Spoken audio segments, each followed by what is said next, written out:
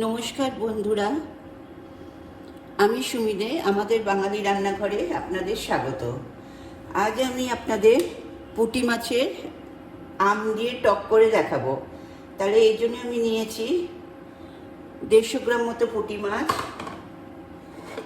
আর আম একটা ওইভাবে কেটে রেখেছি, ওটাকে আমি মিক্সিতে পেস্ট করব। তাহলে প্রথমে আমি কি করব, তেলটাকে গরম বসিয়েছি।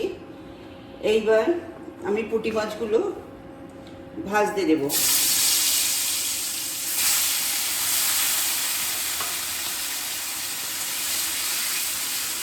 পুঁটি মাছটা ভাজা হতে হতে আমি আমগুলো পেস্ট করে আনি।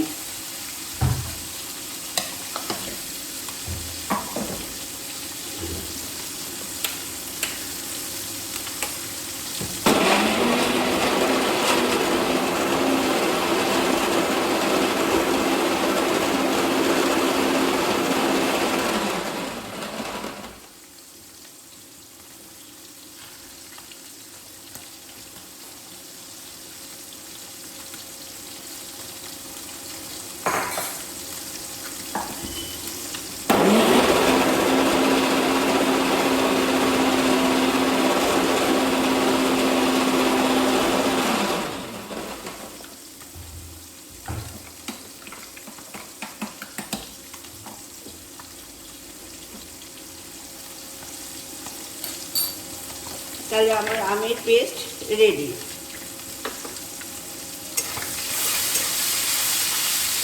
আচ্ছা, যেহেতু আমি আজকে বাজার থেকে পুঁটি মাছগুলো এনে ভালোভাবে ধুয়ে নুন হলুদ মাখিয়ে রেখেছিলাম,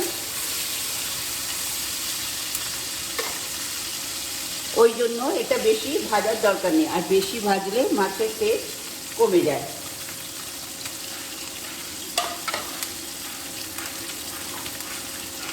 তাহলে মাছ ভাজা আমার হয়ে গেছে।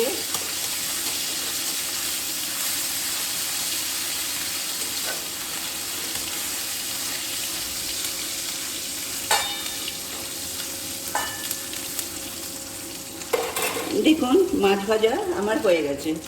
এবার এতে আমি দেব, এই মাছের তেলেই আমি দেব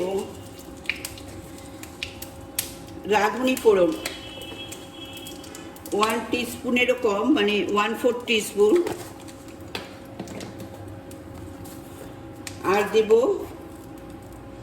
কালো জিরে 1/4 টিস্পুন।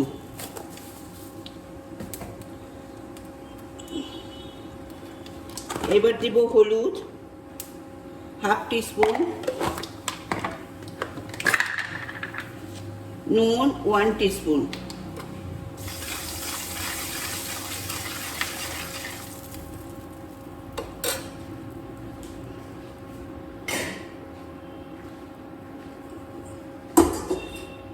এবার এই মশলাটাকে সামান্য একটু ফুটনো জল দিলাম, যাতে হলুদের গন্ধটা কেটে যায়।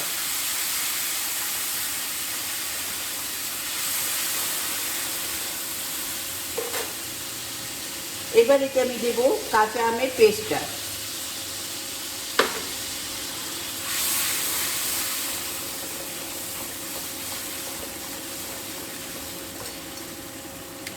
সবসময় ফুটনো জল ইউজ করি, আপনারা জেনে গেছেন।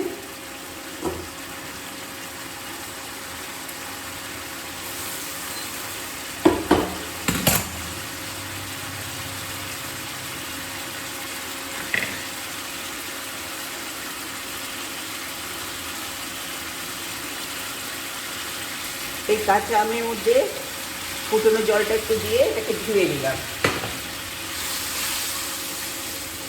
খুব ইজি রান্না আর খুব কম সময়ের মধ্যে হয়।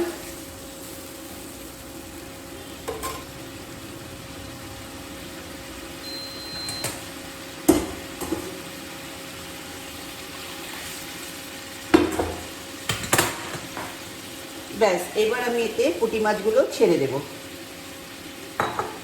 যেহেতু আমার জলটা ফোটানো ছিল, সেহেতু আমি ফোটানো জল বলে মাছগুলো ছেড়ে দিলাম। আপনারা যদি কাঁচা জল দেন, তাহলে জলটা যতক্ষণ না ফুটবে ততক্ষণ দেবেন না।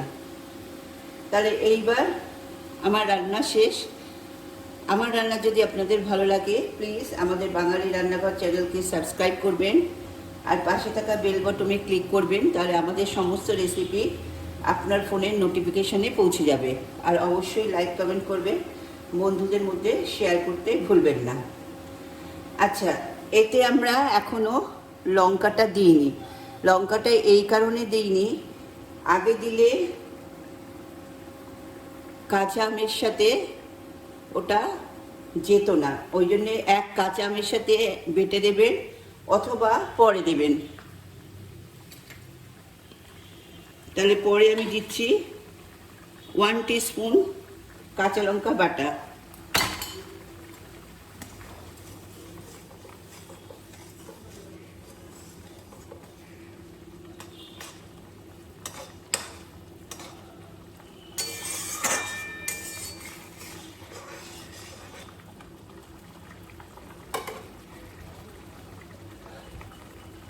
তাহলে এবার আমি নামাবো।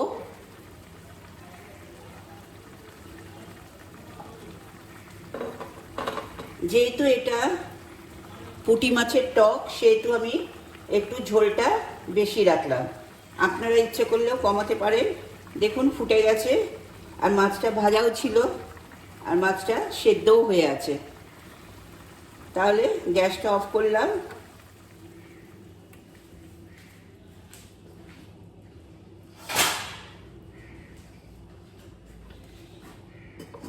এক মিনিট স্ট্যান্ডিং টাইমে রাখলাম। 1 মিনিট হয়ে গেছে। এইবার মাছের টকটা আমি